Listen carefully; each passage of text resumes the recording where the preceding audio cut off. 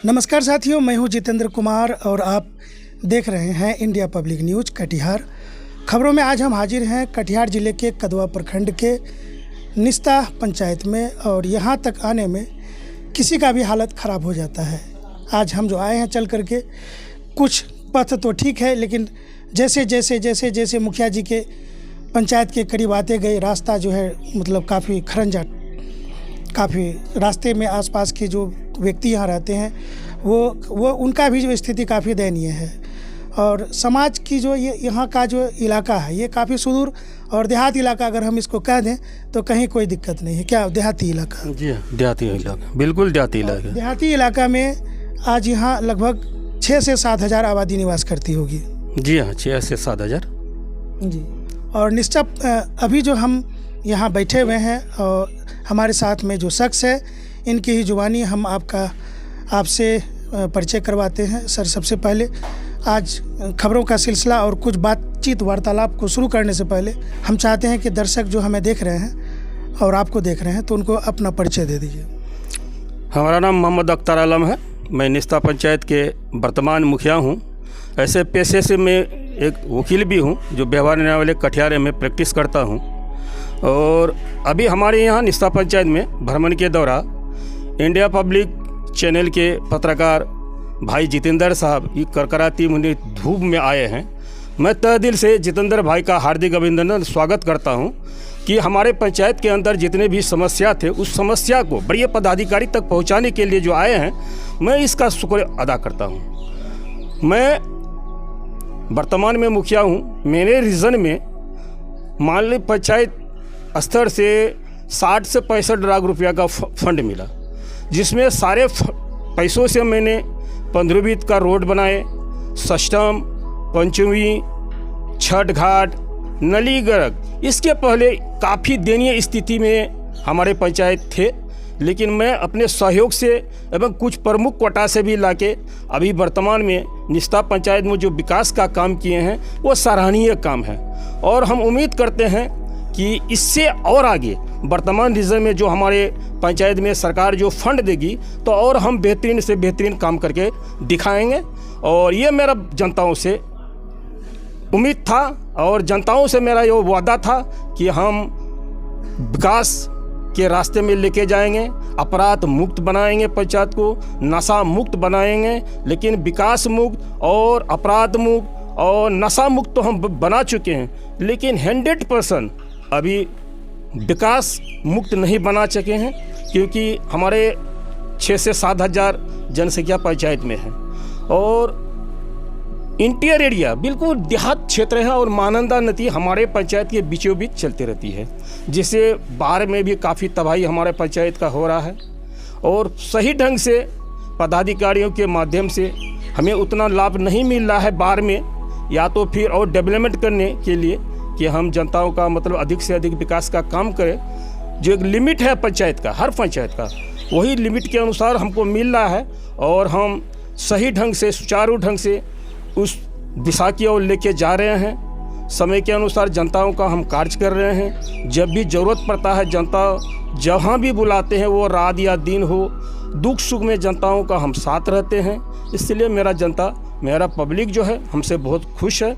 और अभी निस्ता पंचायत के बीच जो वर्तमान स्थिति है, मुख्यमंत्री सड़क गई है जो बारसुई रेलवे स्टेशन जंक्शन स्टेशन जाती है, और हमारा रेस्ट्री ऑफिस भी है। यही मेन सड़क जो है आपका बंगाल तक चले जाती है, जो कदवा 2 में 12 पंचायत का ये मेन रोड है, लेकिन आज 20 साल से जर्जर पड़ा हुआ है। हम लोग माननीय विधायक जी, कदवा प्रखंड के विधायक जी और कटिहार के सांसद जी से इसके बारे कंप्लेंट किए, लेकिन अब तक इस पर ध्यान नहीं दिए हैं। इसलिए मैं पब्लिक चैनल के माध्यम से आग्रह करता हूं अपने वर्तमान विधायक और एवं वर्तमान सांसद से कि आप लोग से अनुरोध है कि आप लोग निस्ता पंचायत में आके मुख्यमंत्री सड़क जो बनी हुई है उसको आके देखें, स्वयं देखें और इसको संज्ञान में लेकर इसका मरम्मती कराने का कार्य करें, ताकि कदवा 2 के 12 पंचायत के साथ साथ मेरे निस्ता पंचायत के जनताओं को भी सुविधा मिल सके। यही मेरा आग्रह है। रही सवाल दूसरी सवाल कि नल जल योजना, मेरे पंचायत में हमारे जितेंद्र भाई साहब जांच भी किए हैं और अपने नज़र से देखें कि 60% ये नल उल लगे हुए हैं, 60% में से 30% इनवैलिड हो चुका है। कहीं पाइप टूटा हुआ है, कहीं नलका नहीं है, कहीं आपका टूटी नहीं है, काफ़ी जर्जर है और देखने वाला कोई नहीं है। काफ़ी जर्जर है और देखने वाला कोई नहीं है।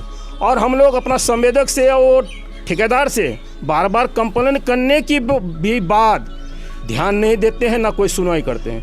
जब एक हम लोग का जनप्रतिनिधि, एक मैं पंचायत का मुखिया हूँ, मेरा बात पर कोई असर नहीं पड़ रहा तो सामान्य जनताओं के बातों पर क्या असर होगा। और मेरा सीधा आरोप है कि ये करोड़ों का जो स्कीम चलाया गया है नल जल योजना में मेरे पंचायत में, इसका दुरुपयोग हुआ है और ये संवेदक और ठेकेदार मिल के इसको बंदर बाट करके सरकार के साथ गलत किए हैं और सरकार का पैसा का वो ठगाई का काम किए हैं।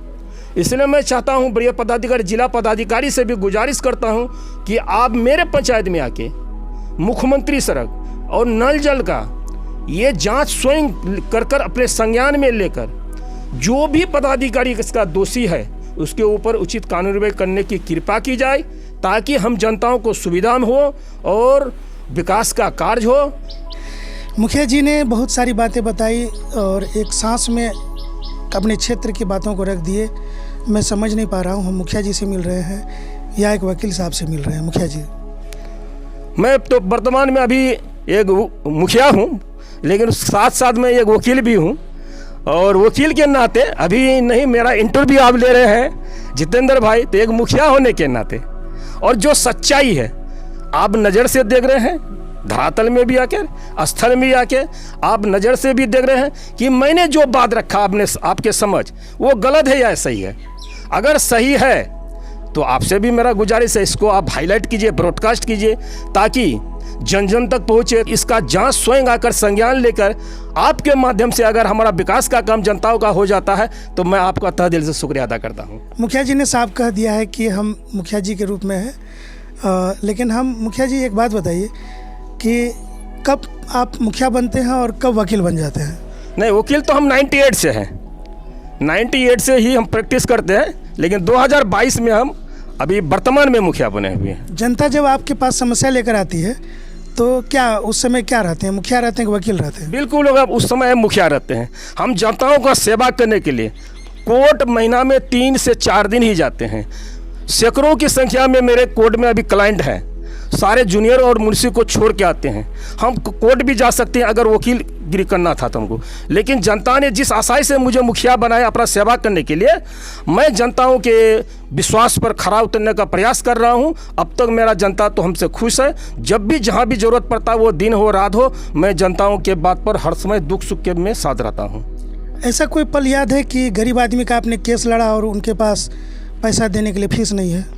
मेरे रिजल्ट में जब तक मैं अभी वर्तमान में मुखिया बना हूँ, आज तक एक भी केस हम थाना में या तो न्यायालय में होने के लिए ही नहीं दिए हैं। या तो हाथ पकड़ के हो, या तो फिर पैर पकड़ के हो, या पंचायती करके ही उस केस को हम पंचायती को डिस्पोजल अपने पंचायत में ही, गांव में ही कर दिए हैं। कोर्ट या थाना जाने की अब तक नौबत नहीं हुई है। मतलब एक समाज सेवी का जो कर्तव्य है समाज में ही मामला को समझा बुझाकर हल कर देना, वो आपके पंचायत में आपके द्वारा हुआ? जी हाँ, जी हाँ। ऐसे भी तो पंचायत में न्याय मित्र के द्वारा भी बहुत सारा समस्या का समाधान हो जाता है। जी हाँ, जी हाँ। पंचायत में न्याय मित्र के द्वारा और सरपंच महोदय के द्वारा भी निपटारा हो जाता है, लेकिन सरपंच साहब का हम पूर्ण सहयोग करते हैं। जो सरपंच साहब और हम दोनों मिलके पंचायत का केस पंचायत भी निपटारा कर देते हैं। वकील बनकर खुश हैं या मुखिया बनकर? नहीं, अब तो हम जनता का सेवा कर रहे हैं। जो सेवा में हमको फल मिल रहा है, जो मतलब खुशी मिल रहा है, तो वकील में तो बहुत टेंशन आई रहते थे, लेकिन मुखिया में जनताओं के साथ घुल मिल के जो प्यार मोहब्बत मिल रहा है, तो अभी हम मुखिया बन के बहुत खुश हैं। बिल्कुल ग्रामीण परिवेश में जीना है और मरना है। जी हाँ, जी हाँ। कहा कि हम एक ग्रामीण क्षेत्र से रहने वाले हैं, तो ग्रामीण क्षेत्र तो ग्रामीणों का हम लोग दुख सुख को जानते ही हैं। इसलिए तो हम लोग को जीना मरना तो इसी ग्राम में है, ग्रामीणों में है। और खुशी होगी कि मेरा मौत भी इसी गांव में ही हो जाए, जनताओं के समक्ष सेवा करते करते, तो अपने आप को हम एक भगवान समझेंगे। चलिए, हम तो कहेंगे कि नहीं, आपकी उम्र लंबी हो, ताकि आप जैसे व्यक्ति समाज को एक दिशा दे। भगवान आपका बातों को स्वीकार करे, इसके लिए आपका हम हार्दिक अभिनंदन और धन्यवाद देते हैं कि आप मेरे लिए इतने दूर से आके लंबी उम्र के लिए दुआ करते हैं। भगवान आपके प्रार्थना को स्वीकार करे जितेंद्र भाई। बिल्कुल। और मुखिया जी, आपके इलाके में जो आपका जो क्षेत्र है, ऐसे कौन सा इलाका जो सबसे पिछड़ा अभी है, जो आपके मन में है कि हमको हमारे इस रीजन में ही उसका विकास हो जाए? सबसे पहले मेरे पंचायत में 13 वार्ड है और 13 वार्ड के अंदर 7 और 8 सबसे पूर्वी बेल्ट है जो नदी के बीचों बीच में है। तो सबसे अगर विकास का काम मेरे पंचायत में हुआ है कम तो 7-8 में, इसलिए हम चाहते हैं कि सबसे अधिक मेरे पंचायत के अंदर सबसे ज़्यादा अगर विकास का काम मेरे रीजन में 7-8 में अगर हो जाता है तो हम अपने आप को भाग्यशाली समझेंगे।